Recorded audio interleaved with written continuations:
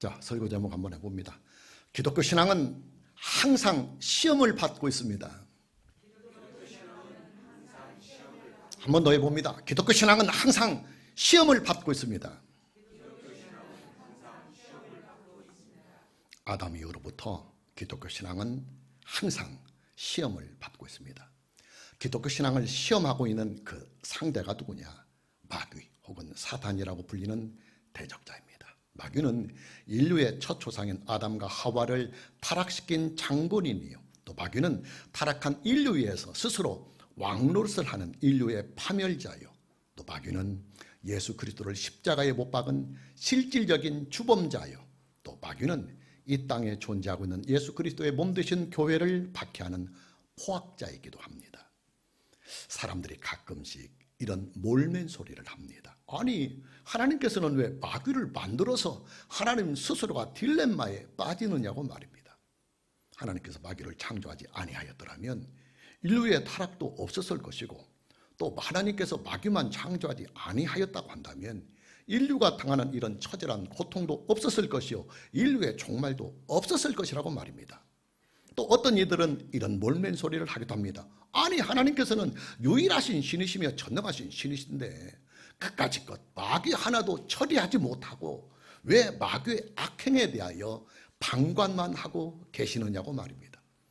또 어떤 이들은 이런 오해를 하기도 합니다. 아니, 마귀가 그렇게 엄청난 일을 하면서 하나님과 대적을 하고 있다고 한다면 마귀도 신이 아니냐 하고 말입니다. 실제로 이런 오해를 하고 있는 사람들은 그들 스스로가 이런 착각에 빠집니다. 하나님은 선하신 신이요, 마귀는 악한 신이라는 오해를 그들 스스로 해버리고 맙니다. 자, 이런 오해들과 착각들과 몰맨 소리들은요, 기독교 신앙에 대한 오해에서 나오는 일들입니다. 여러분, 기독교 신앙은요, 구속의 신앙입니다. 구속의 신앙. 하나님의 기록된 말씀인 신구약 성경 66권이 우리에게 일관되게 증거하고 있는 기독교 신앙은 구속의 신앙입니다.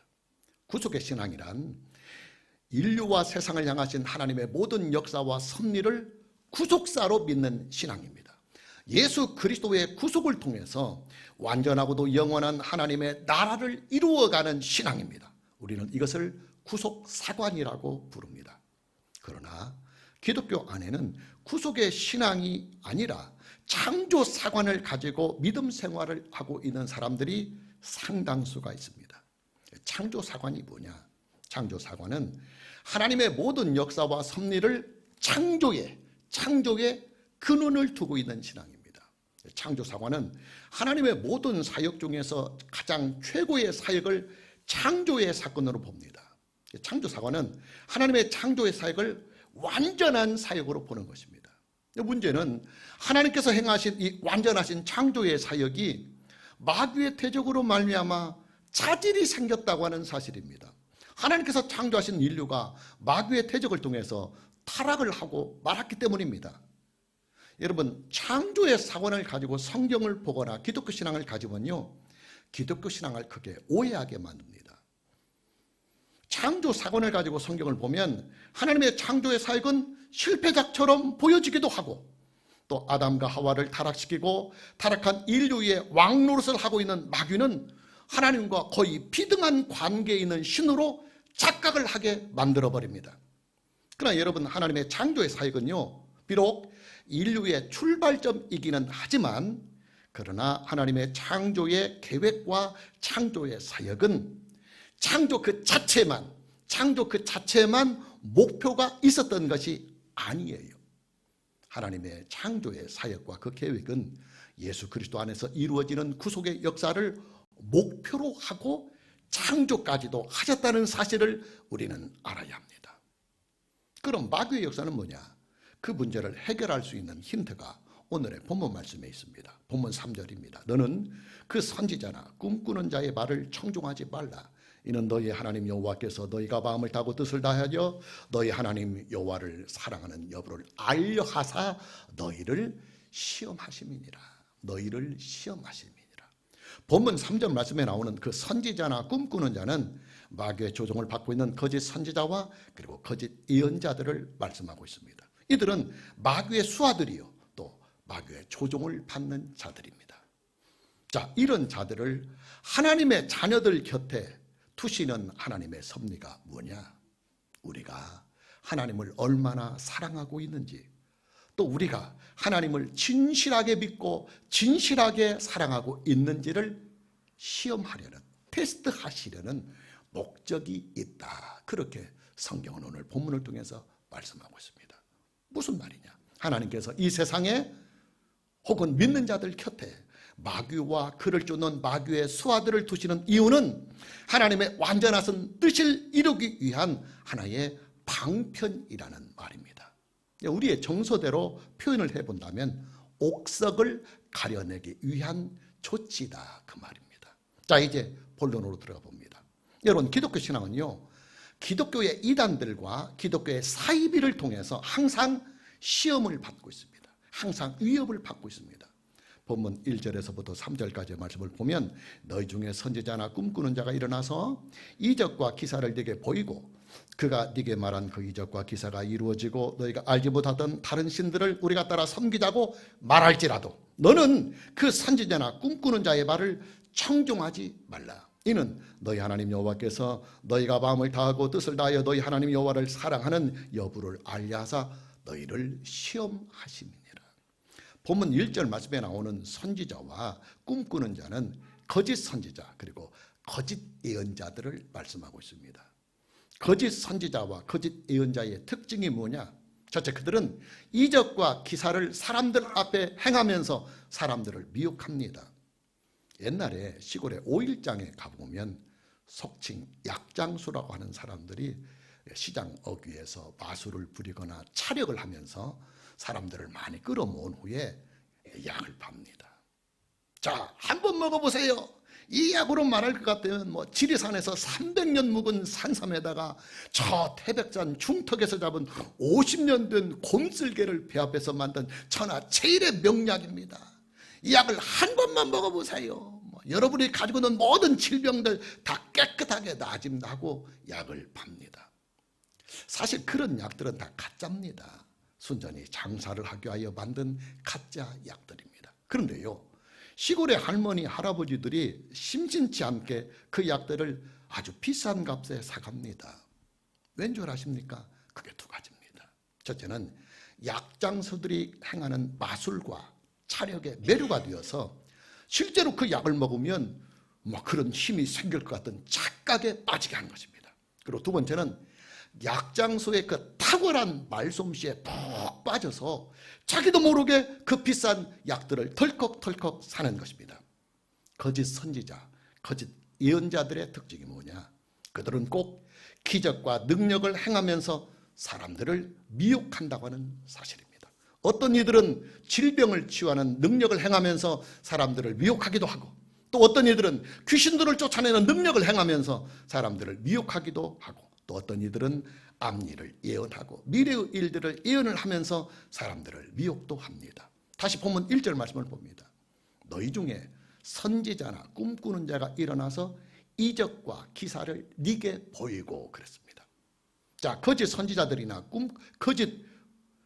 거짓 선지자들이나 꿈꾸는 자에게서 나오는 이적과 기사는 무엇이냐? 크게 두 가지입니다. 첫째는 이들을 조종하는 마귀로부터 그들의 기적과 그들의 능력이 나옵니다. 마귀는 타락한 천사장입니다. 그러기에 마귀는 천사장의 지위에 있는 다른 천사장들과 거의 비슷한 정도의 영적인 능력을 소유하고 있습니다. 마귀는 이 능력을 가지고 그가 조종을 하고 있는 거짓 선지자들과 거짓 예언자들을 통해서 능력을 나타낼 수가 있는 것입니다. 그리고 둘째는 인위적으로 능력과 기적들을 연출하는 영적인 사기극을 그들이 할 수가 있어요. 어떤 자들은 최면수를 이용하기도 하고, 또 어떤 자들은 고도의 심리 전술을 이용하기도 하고, 또 어떤 이들은 돈으로 사람을 매수해서 서로 짜고치는 코스도판을 벌이기도 합니다. 오래전에 제가 중학교 때 읽었던 베스트셀러 중에 유명했던 어떤 소설에 이런 얘기가 있어요. 어떤 목사가 인도하는 부흥회에서 걷지 못하는 중풍병자와 앞을 보지 못하는 맹인과 또 듣지 못하고 말을 하지 못하는 장애인 여러 명이 현장에서 한꺼번에 치유를 받습니다. 그 부흥의 현장은 그야말로 기적의 현장이 되었고 많은 병자들이 또 몰려와서 자기들로 치료를 받기 위하여 엄청난 헌금들을 냅니다. 그러나 그날 저녁 모 여관에서는 돈의 거래가 이루어집니다. 부흥회를 인도하며 치료의 능력을 행한 부흥사와 또 그에게서 치유를 받은 사람들이 모여서 현금 거래를 하는 것입니다. 그 부흥사의 치유의 능력은 짜고 치는 코스톱판이었던 것입니다. 여러분, 표적신앙이나 기적신앙은요 아주 위험합니다. 왜냐? 사람들이 행하는 표적이나 능력의 근원이 반드시 하나님께로부터 나온다는 보장이 없기 때문입니다. 물론 예수 그리스도 안에서 하나님 한 분만을 진실하게 믿는 기독교인들에게 나타나는 능력이나 기적은 하나님께로부터 나옵니다. 원칙적으로는 예수님을 영접한 사람이라고 한다면 누구나가 다 능력과 기적을 나타낼 수 있는 하나님의 선하신 일꾼이 될 수 있습니다. 왜냐? 예수님을 영접한 사람은 원칙적으로 성령께서 내주하시는 은혜가 있기 때문입니다. 여러분, 내 안에 제1위 하나님이신 성부 하나님과 제2위 하나님이신 성자 하나님과 동등한 능력과 영광과 지혜를 가지고 계신 제3위 하나님 성령께서 내 안에 내주하고 계시면요, 이 내주하시는 성령의 역사를 통해서 얼마든지 능력과 기적들이 나타날 수가 있는 것입니다. 문제는 사람입니다. 능력이나 기적을 나타내는 사람이 과연 진짜 하나님의 일꾼이며 또 진짜 예수 그리스도의 종이요 또 진짜로 성령께서 내주하시는 사람인지, 아니면 탐욕과 돈과 권력을 위해서 자기 스스로 목사가 되고 종교 지도자가 되고 스스로 교주가 되었는지, 그 실체적인 진실을 우리는 알 수가 없는 것입니다. 처방책이 뭐냐? 능력이나 기적을 따라가지 말고 오직 하나님의 기록된 말씀인 신구약 성경 66권만을 따라가는 길, 이것이 바로 처방책입니다. 사람이나 유명세를 따라가지 말고 오직 하나님의 기록된 말씀인 신구약 성경 66권만을 우리의 신앙의 기준으로 삼고 성경만을 따라가는 것, 이것이 바로 유일한 해결책이요 치유책인 것입니다. 거짓 선지자들과 거짓 예언자들의 두 번째 특징은 그들은 신비주의로 자기를 포장한다고 하는 사실입니다. 여러분, 대부분의 이단이나 사이비 종교들은요 거의 다 신비주의로 자기 자신들을 포장합니다. 신비주의에서 가장 많이 사용하고 있는 영역이 뭐냐? 직통계시입니다. 직통계시.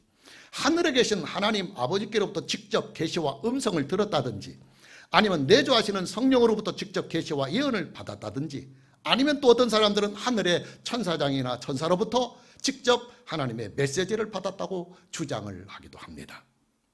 여러분, 우리나라에서 과거에 활동을 하거나 아니면 현재 지금 활동하고 있는 모든 이단들과 기독교 사이비들은요 거의 다가 다 자기 자신들이 직통 계시를 받았다고 하는 자들이 세운 이단들이고 사이비입니다.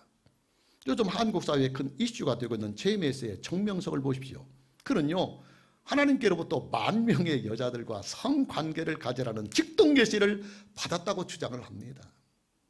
여러분, 사람들의 종교적인 심리에서요 가장 설득력이 강한 것이 뭐냐면 기적과 신비주의입니다. 기적과 신비주의는 종교 성향이 짙은 사람들에게는 아주 잘 먹혀갑니다. 막 현장에서 짜릿하고도 감동적인 카타르시스가 느껴지기 때문입니다. 이단들과 사이비 종교들은 바로 이 부분을 공략해 갑니다. 종교적인 성향이 강하거나 특별한 위기와 위험이나 사건에 빠져있는 곤고한 사람들에게 다가가서 기적을 보여주고 신비한 현상들을 보여주면서 사람들을 미혹하는 것입니다. 거짓 선지자들이나 거짓 예언자들의 세 번째 특징은 말주변이 아주 탁월하다는 사실입니다. 여러분, 말을 잘한다고 하는 것은요 분명히 큰 장점이고 복입니다. 특히 목사라고 하는 이 직분은 기능상으로 볼 때 거의 다가 다 말을 가지고 하는 영역이기 때문에 말주변이 없으면 상당히 어려움을 겪는 것이 목사의 일상입니다. 여러분, 지금 한국교회에서 내노라 하는 부흥사들이나 목사님들을 보십시오. 그분들은요 한결같이 다 달변가들이요 그리고 말의 천재들입니다. 그분들은요 수천 수만 명이 모여있는 그 현장에서 그 많은 사람들을 한꺼번에 울렸다가 웃겼다가 하는 탁월한 언변들을 가지고 있습니다. 제가 신학대학원을 다닐 때 제 별명이 공청회 스타였습니다. 그 당시 저희 학교는 정치 목사의 추방과 학교의 발전 그리고 지방 신학교들의 문제를 놓고 학생들과 학교 측 그리고 교단 측이 서로 다툼을 벌이고 있었습니다. 학생들은 수업을 거부한 채 매일같이 대강당에 모여서 공청회를 열었습니다. 저는 그때 신대원에 갓 입학한 신입생이었지만 제 성품상 뒷줄만 쥐고 있는 성품이 아니기 때문에 답답함이 느껴질 때마다 발언권을 얻어서 발언을 자주 했습니다. 지금 생각해봐도 그때는 말을 참 잘했어요. 학생들 전체의 표결이 제가 발언하는 내용으로 100% 다 결정이 되었습니다. 그때부터 저는 공청회 스타라고 하는 별명을 받게 됐습니다. 그러나 여러분, 말이라고 하는 것은요, 사실만을 전하고 진실만을 전하는 매개체는 아닙니다. 말에는 포장도 있고 꾸밈이 있고 때로는 거짓도 섞여 있을 수가 있습니다. 특히 목사의 말은 목사 개인의 말을 전하는 매개체가 아니라 오직 하나님의 기록된 말씀인 성경을 전하는 매개체가 목사의 말입니다. 당연히 목사의 말은 기술에서 나오는 말이 아니라 진실한 인격에서 나오는 말이 돼야 됩니다. 그리고 교인들은 그런 것들을 분별할 수 있는 안목이 있어야 합니다. 저 목사님이 정말 진실한 마음을 가지고 하나님의 기록된 말씀인 성경을 진실하게 우리에게 가르쳐 주는지, 아니면 성경을 빙자해서 자기의 사상, 자기의 주관을 성도들에게 자꾸만 세뇌시키려 하는지를 잘 분별해야 합니다. 하나님께서는 모세를 통해서 이스라엘의 유일신 신앙을 위협하는 거짓 선지자와 꿈꾸는 자를 경계하라고 말씀을 하십니다. 요즘으로 말하면 하나님께로부터 직접 직통 계시를 받았다고 주장하는 자들을 경계하고 자기에게 예언에 탁월한 능력이 있다고 주장을 하면서 예언을 해주거나 쪽집게 무당과 같은 일을 하려고 하는 기독교의 이단들과 사이비들을 경계하라는 말씀입니다. 왜 그런 자들을 경계하느냐? 그들이 행하는 종교적인 행위들은 하나님께로부터 나오는 것이 아니라 마귀로부터 나오거나 아니면 그의 거짓에서, 그의 거짓으로부터 나오는 일이기 때문입니다. 성경에 보면 거짓된 종교 지도자들에 대한 경계의 말씀이 의외로 많이 성경에 기록되어 있습니다. 구약 성경에는 거짓 선지자들과 거짓 예언자들에 대한 경계의 말씀이 아주 자주 나오고, 또 신약 성경에는 거짓 교사들에 대한 경계의 말씀이 아주 많이 기록되어 있습니다. 신약 성경에 나오는 거짓 교사는 목사를 말합니다. 그때는 목사라고 하는 이 직함이 초대교회는 이렇게 형성되지 않았기 때문에 그때는 전부 다 교사로 불렀습니다. 여러분, 성경에 기록이 되어 있는 거짓 선지자들이나 거짓 교사들은요, 우상의 종교들이나 타 종교에서 활동하는 이방의 사람들이 아니라 여호와의 종교 그리고 기독교 안에서 활동하고 있는 종교 지도자들입니다. 요즘으로 말하면 목사들, 선교사들 그리고 신학교 교수들을 말하고 있는 것입니다. 무슨 말이냐? 기독교 신앙은 기독교라는 이름을 내걸고 활동을 하고 있는 기독교의 이단들과 기독교의 사이비들로부터 항상 위협을 받고 있고 그리고 시험을 당하고 있다는 사실입니다. 오늘 저와 여러분 모두에게 기독교의 이단들이나 사이비들을 잘 분별해서 그들의 미혹을 지혜롭게 잘 대처해 나가면서 우리가 가지고 있는 기독교의 이 개혁신앙으로 예수님을 잘 믿을 수 있는 이 은혜가 있기를 주님의 이름으로 축복합니다. 기독교 신앙을 시험하고 위협하는 두 번째 영역이 뭐냐면 인간관계입니다. 기독교 신앙은 인간적인 관계를 통해서 항상 시험을 받고 위협을 받고 있습니다.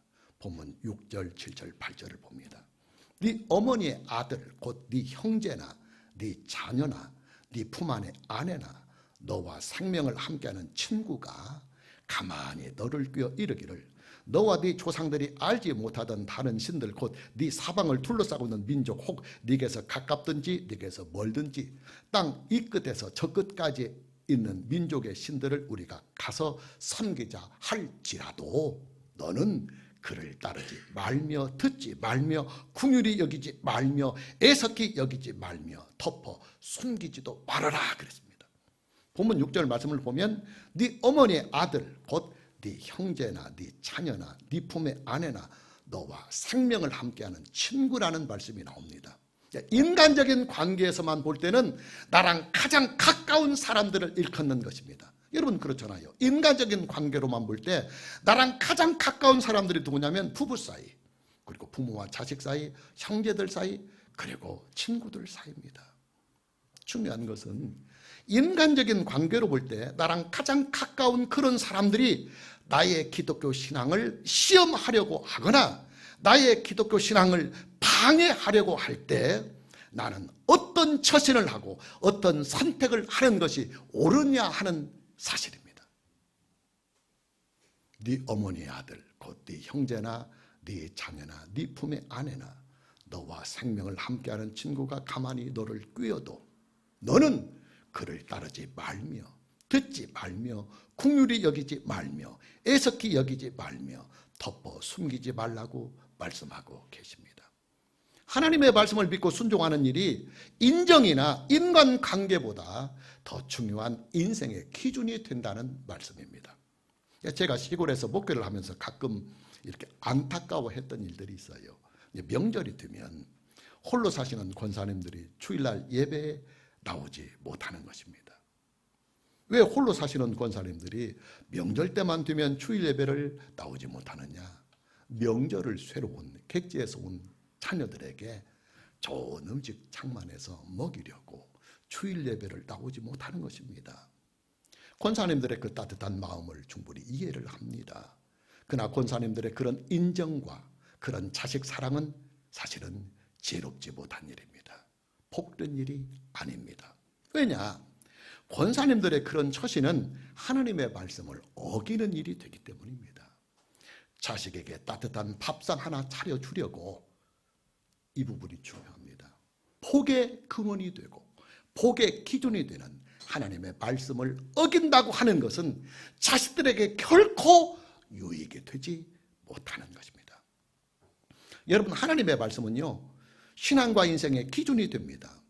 하나님의 기록된 말씀인 신구의 성경 66권은 윤리와 도덕과 처신과 모든 행동들의 기준입니다.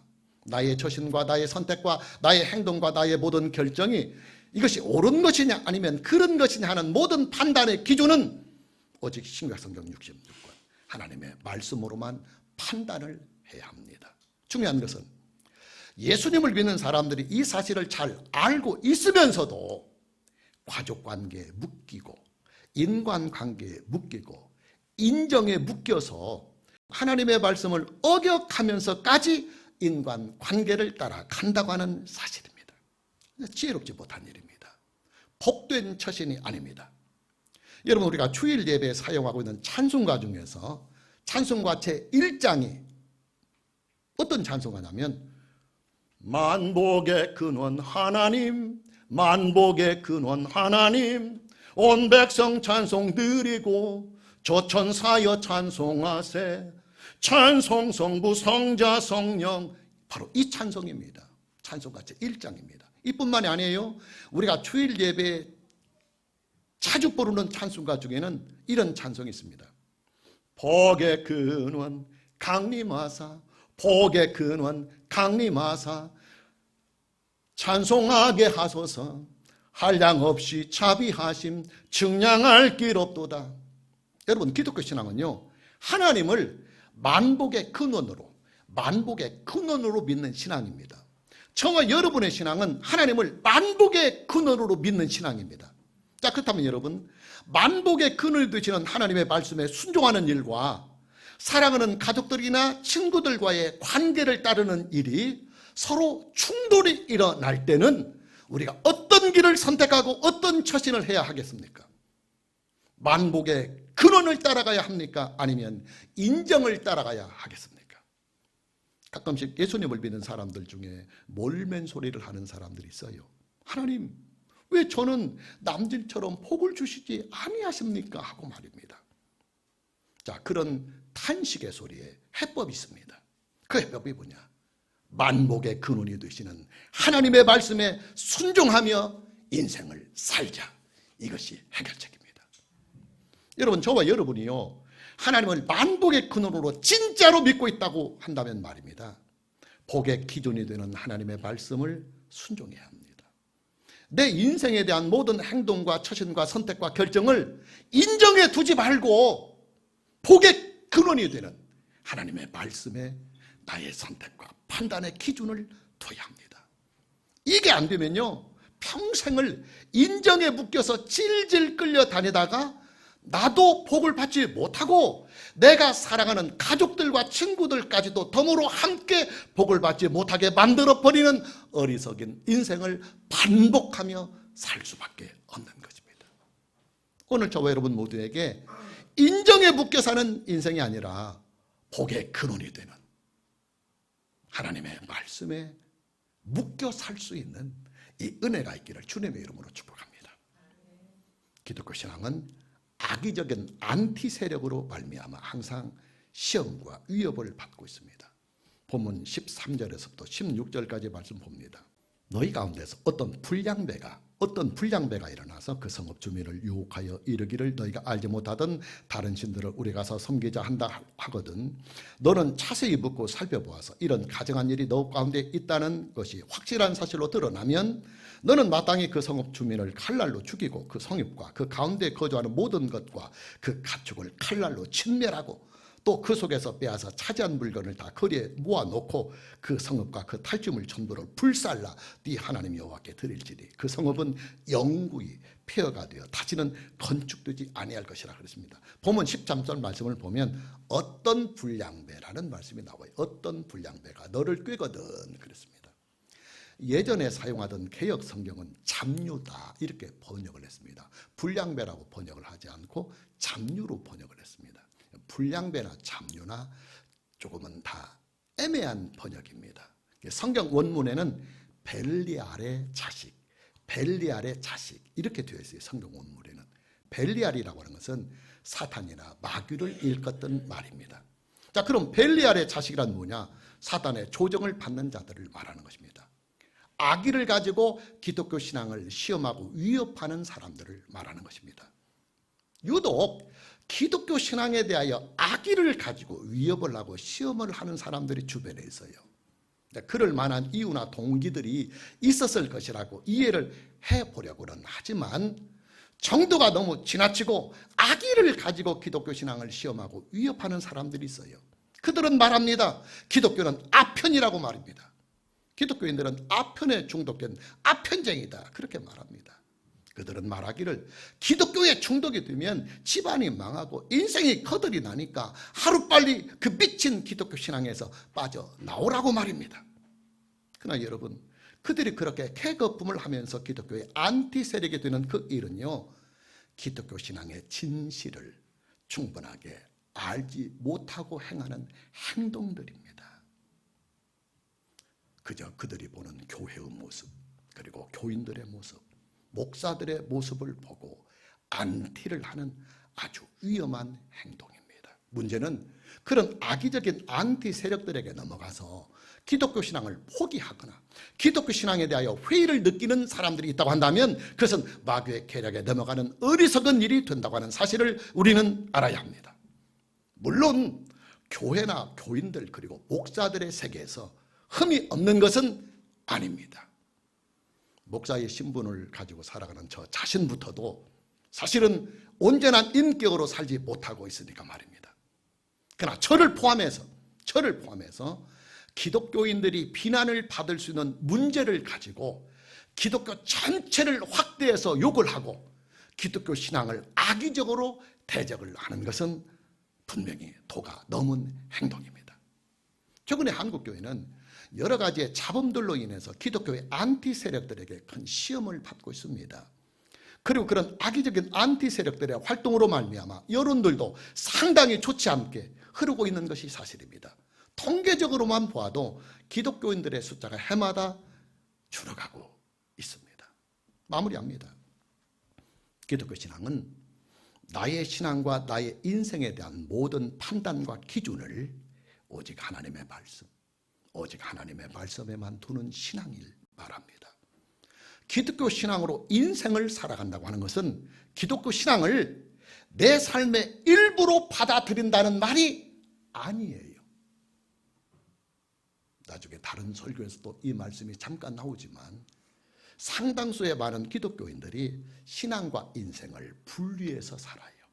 신앙은 신앙의 영역이고 인생은 인생의 영역이다. 그래서 신앙과 인생을 따로 분리합니다. 여러분, 기독교 신앙은요, 신앙과 인생을 분리하는 신앙이 아니에요. 신앙으로 인생을 살아가는 삶과 신앙이 일치되는 신앙이 바로 기독교 신앙입니다. 기독교 신앙에 내 인생의 절대적인 기준과 가치를 두는 것입니다. 오늘 저와 여러분 모두에게 만복의 근원이 되시는 하나님, 그리고 만복의 기준이 되시는 그 하나님의 말씀을 온전하게 믿고 잘 순종해 가면서 만복의 근원이 되시는 하나님께서 만복의 기준을 우리에게 정하여 복을 주시려고 기록해서 주신 그 성경 말씀을 잘 믿고 순종해서 성경으로 말미암아 우리에게 약속한 그 모든 충만한 복을 온전하게 얻고 충만하게 누리며 살아갈 수 있는 이 은혜가 있기를 주님의 이름으로 축복합니다.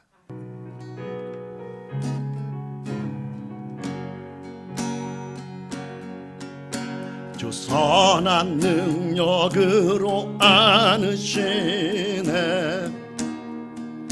그 크신 팔로 날 붙드시네. 절망 속에도 흔들리지 않고 사랑하는 주 얼굴 부활이 선한 능력으로 일어서리. 주만 의지하리 믿음으로 우리 고대 안에 주 오실 그날 영광의 새날을 맞이하리. 이전에 괴로운 날 애워싸고 고난의 길을 걷는다 해도 주님께 모두 맡긴 우리 영혼 끝내 승리의 날을 맞으리. 선한 능력으로 일어서리. 주만 의지하리 믿음으로 우리 고대 안에 주 오실 그날 영광의 새날을 맞이하리. 주님이 마신 고난의 쓴 잔을 우리도 감사하며 받으리. 주님의 남은 고난 채워가며 예수와 복음 위에 살리라. 선한 능력으로 일어서리.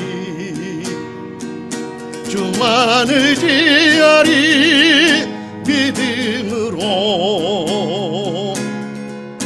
우리 고대 안에 주 오실 그날 영광의 새날을 오른손 들고 다시 1절 고백합니다. 주 선한 능력으로, 주 선한 능력으로 안으시네, 그 크신 팔로 날 붙드시네. 절망 속에도 흔들리지 않고 사랑하는 주 얼굴 구하리. 선한 능력으로 일어서리. 주만 의지하리. 믿음으로 우리 고대 안에 주 오실 그날 영광의 새날을 맞이하리. 이전에 괴로운 날 애워싸고 고난의 길을 걷는다 해도 주님께 모두 맡긴 우리 영혼 끝내 승리의 날을 맞으리. 선한 능력으로 일어서리. 주만 의지하리. 믿음으로 우리 고대 안에 주 오실 그날 영광의 새날을 맞이하리. 주님이 마신 고난에 쓴 잔을 우리도 감사하며 받으리. 주님의 남은 고난 채워가며 예수와 복음 위에 살리라. 선한 능력으로 일어서리. 주만 의지하리. 믿음으로 우리 고대 안에 주 오실 그날 영광의 새날을 후렴길 선한 능력으로 일어서리. 주만 의지하리. 믿음으로 우리 고대 안에 주 오실 그날 영광의 새날을 맞이하리.